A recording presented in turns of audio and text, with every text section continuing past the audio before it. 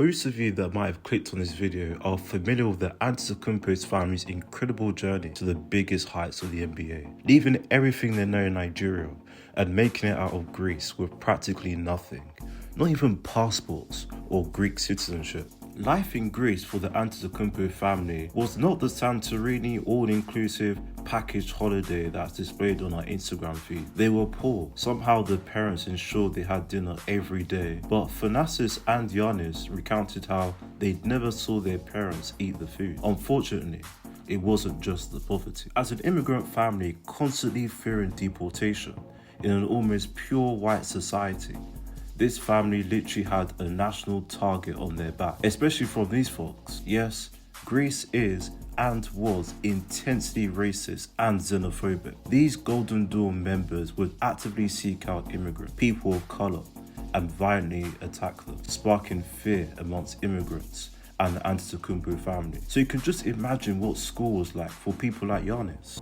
During those times, Giannis recounted how he took on a father figure role for his brothers. They did literally everything together, whether it's traveling to and from school, eating, watching NBA, they were always one unit. Giannis is the embodiment of a self-sacrificing fighter. When he was drafted, rather than making big purchases, he would withdraw his earnings and send it to his family in Greece, to the point that on one occasion, he had insufficient funds in his rookie season. He told the Milwaukee organization that he plays basketball for his family. If he can't help bring them to the country, then he would return to Greece. Yes, Giannis was willing to give up the NBA dream, the paycheck, if it meant being physically distant from his family. With his family, his stats and performances increased exponentially, career high numbers when his family were first in attendance. Like I said, self-sacrificing fighter.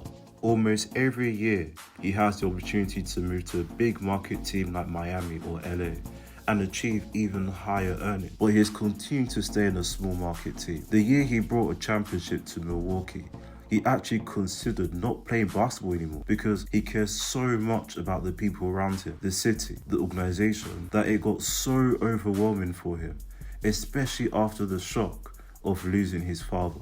Giannis values the help he sought out from a sports psychologist and therapy for coping mechanisms. So many people have begged the question to Giannis, even his wife by the way, since your experiences in Greece was so fearful.